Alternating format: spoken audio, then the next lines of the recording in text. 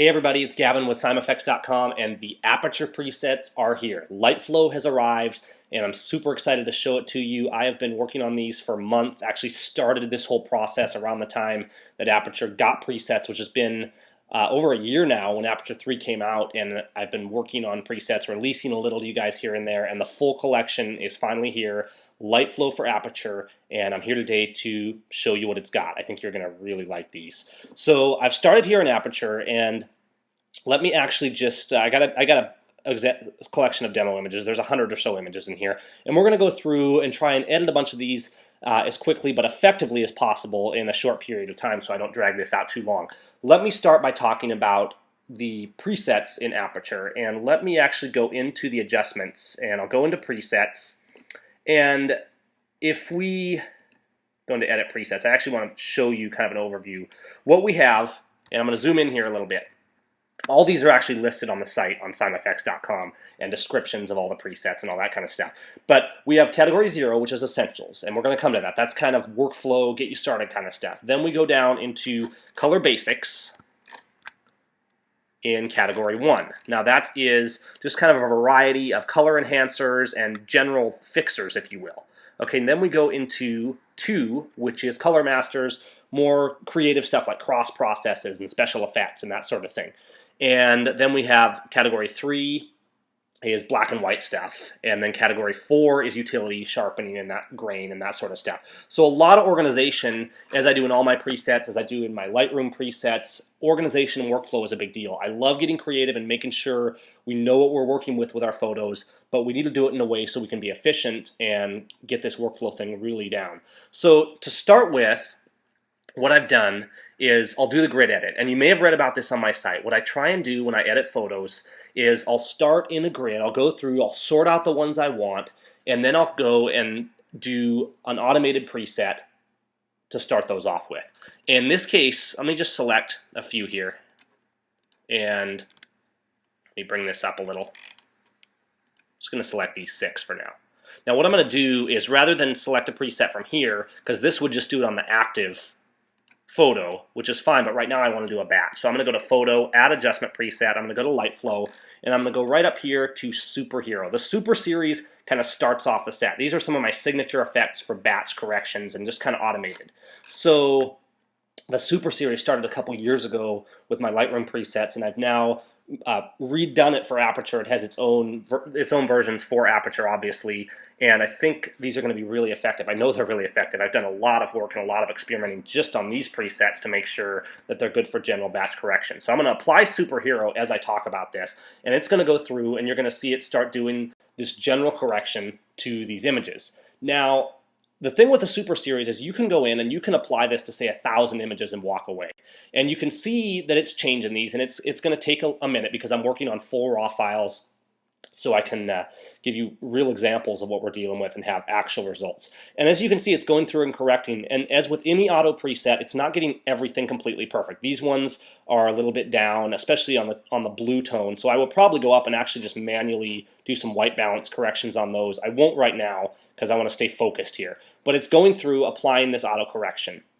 Now, let's kind of go down and just look at some others. Let's say I did this to all these images. I'm not going to right now for purposes of speed, but you could do this to the whole batch, and then you could come through, and what I do in the grid edit is I'll apply that batch preset, and then I'll go through and I'll look for things that need fixing. So I'll get that kind of grid overview layout, and I'll go in and I'll say, okay, this needs to be a little lighter. Now what I've done, if we look at the presets here, right at the top, also in the category 0, which is kind of the workflow, efficiency, getting started kind of stuff, there's quick expose up and quick expose down. And essentially those are a half exposure increase. No rocket science there. But what I do is I put those in, and I went into Aperture and Commands and Customize, and I customize shortcuts. So that particular one is assigned to the right bracket key. That gives me the exposure up. So that goes in and gives me that half an exposure boost. And it's taking a minute to render, but if you look down here, it is at 0.5. Now, left bracket would give me half exposure down. I've also assigned Command right and left bracket to the default Aperture preset under Quick Fixes, the default +1 or ±. So I can go through in this grid and say, okay, this is a stop under. Let's do Command right. That'll give it 1 stop, and I don't even have to wait for it. I'm just going to go through and I kind of get used to what it is I'm looking for. I'm going to give that one a half. And normally I would have applied a general auto correction to start on all these. But you get the idea. I'm going through and I can select groups and say, okay, too light, too light, too light, too light, and left bracket drops them all by a stop. So I go through and get a general tone on these, and you can do so much of this right from the browser mode in Aperture. Now, what I've also done is I have another favorite preset called Super Simple, and I'll go through and I've assigned that to shortcut Command S, and I'll just Command S and apply that to files as I go along if maybe the one I applied I didn't like, if I didn't like how Superhero came out, or sometimes, a lot of times I'll actually use Super Simple as my general correction preset that I'll apply to my batch. That's a preference thing in terms of which preset you're going to like the best. But I've assigned some of these workflow presets that I use to some shortcuts so I can quickly just do this. Right now I'm just applying Super Simple. So let me click this. I'm actually going to go to a larger view so you can see what this is doing. And I'm just going to Command S. This is going to apply the Super Simple. And it's not dead on. I probably want to drop a few of these blacks. But the cool thing is you can go through and do a large amount of these. I'm going to Command S on this one. And this one's too dark. I'm going to Command right. I'm going to bring up the exposure by a stop. And boom, that made it a lot better. Might need a little bit of recovery. But you get the idea. You can go through and do a very large amount of batching in a very short period of time. Now we get into the more creative stuff. So I'm going through these photos, and let's actually go in and just start doing some more. If you go into the presets in LightFlow, like I said, this first category 0 is kind of your general automation. Then you get into color fixers and everything from just a basic tone correction, and you see that kind of gave us a boost, all the way into really bold color effects. So there's a ton of stuff. Dynamic light, good for giving some dynamic range. Of course, you can hold the Option key while applying a preset to overwrite all the existing settings. There's also one that I like, and this one, maybe this isn't the best image to show it on, especially for sunlit scenes and stuff, but good for other stuff as well. This is General HDR, and it's just kind of a pseudo dynamic range effect to really bring out some dynamic range. Let's look at something with a bit more twist to it. So I'm going to go down to Color Masters and look at something like Color Dance. And I've spent a lot of time getting down in channels, and I do a lot of this, whether I'm in Aperture or Lightroom. I really play around a lot with this stuff and try and get the best I can in terms of how it's processing the image, what's going on with the channels, and get a lot of variety. LightFlow has over 55 presets, and it seems to keep growing, and I keep finding ways to make it better. As always, there's free updates in version, so I'm pushing those out as I come out with new ideas. But it's a very fleshed out set that I've done a lot of work on. Let's go through, and I'm just going to browse through a few of these. And it's rendering a little slower than I would like, but I'm going to kind of show you bold twists. Okay, let's apply bold twists and see what that does. Boom, and it just changes it. You can transform these images so fast. Let's go into some other ones. Let's try something like this. Take it in here.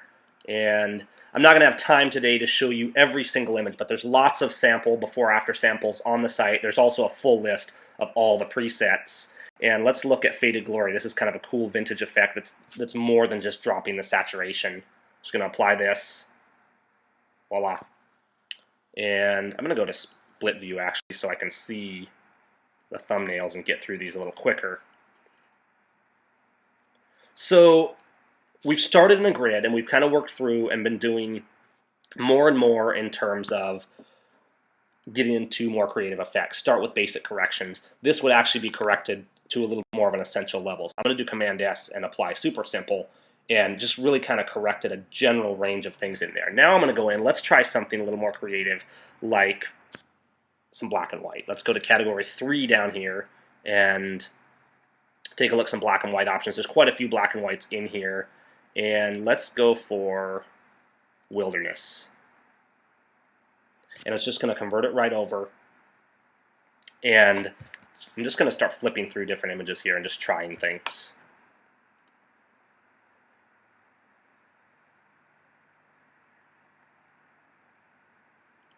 I'm not even going to wait for the previews necessarily.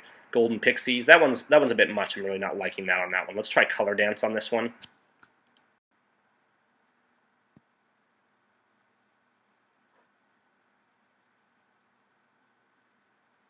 And there's the spinning beach ball. There we go. Now it's feeling a bit dark to me. I'm actually going to bump up the exposure a bit. And let's just move on here. Let's go for another black and white on this one. Something like maybe Simply Silver I think would work good.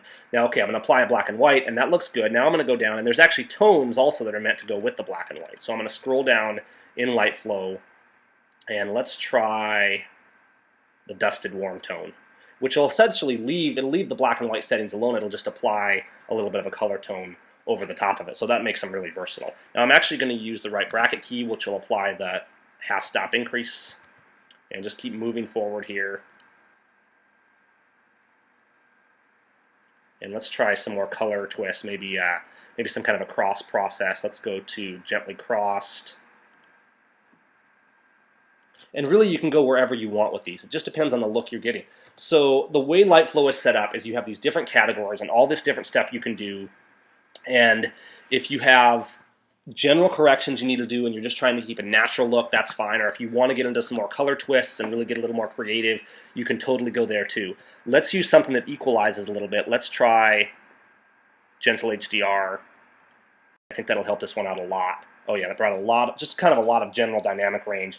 Those harsh sunlit scenes and scenes with harsh flash and stuff like that can be really challenging to deal with sometimes and to get great light in. So I always include a few presets in a collection like this that's a workflow collection, so we have something we can work with. Gentle HDR and dynamic light are kind of varying degrees, both really effective for something like this. The equalizer is a little more extreme, so for some it's too much. But again, like I said, you can look at the whole list of presets on the website.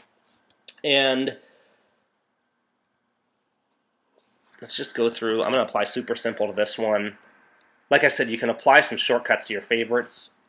Go through and do those. You can do the grid edit. You can also just apply special effects as you go through. So if you get a system down, if you want to kind of know how I work my whole workflow, you can actually go check that out on simeffects.com. There's a link in the LightFlow page that talks about my general workflow and the grid edit and the kind of the order of things that really saves me a lot of time. Now here's a baby photo. I got a preset I really like in here, and this works for more than just babies, but it's called Babies and Stuff, and it just really kind of gets rid of that Oompa Loompa effect, softens the tones down, and just really makes it a nice, refreshing, nice soft tone that's fitting for a newborn baby. And lots of other things you could use it for, but that's a good example. So I guess that really about does it. I kind of gave you the gist of it. One more thing, you'll see here that I have some of these presets are noted with OT and OE. There's more details about this on the site, but essentially it's indication. So again, it's coming back to the organization. OT means open tone. That means both the exposure and the enhance settings are left alone. So let's say you go into a photo and you apply Super Simple to a photo. And then you want to apply another one, but you like all the other settings that you've applied. So you could go and do, for example, once it loads up here, you could apply Super Simple like this, and then let's go, maybe I want to do some other kind of effect. So I could go down and go to, oh, let's find something here, People Power, which is kind of a general use effect. Now this one, this isn't an OE, so that's a bad example, but I'm going to do it anyhow because it looks good. If I had applied an OE, preset with an OE notation, it would leave the exposure settings alone, and OT would leave both the exposure and enhance, so all those tone settings. It just gives you an idea of what that exposure affects, so you know what you're dealing with in those presets. It's not critical to the way the effect works, but it helps with the organization. So, and actually, let me just show you before and after. I'm going to reset this back to where it started. And you can really transform a lot of images very fast. The great thing about presets, and why I was waiting for Aperture to get presets, why I thought it was such a big deal, is because not only can you do batches better, but you can get into workflow and more creativity. You can try things that you never would try before, because there's so much you can get down in there with channels and things like that, that I may have spent all this time making a preset, and then when I go to apply it later, I'm not trying to do that with every image. I can try some presets, get ideas of what I want. Then if I want to tweak the effect a little bit manually, I can do that, but it gives me so much variety and so much I can work with in a short time that it's really powerful. So that is the gist of LightFlow. I wish I could show you all the effects, but it would just make too long of a video, and you get the idea. You can check out on simeffects.com, and you can pick them up over there, the free sampler pack, the full collection, and lots of sample images and stuff like that over there. So head over and check it out, and I think you're really going to enjoy these presets. Take care, everybody.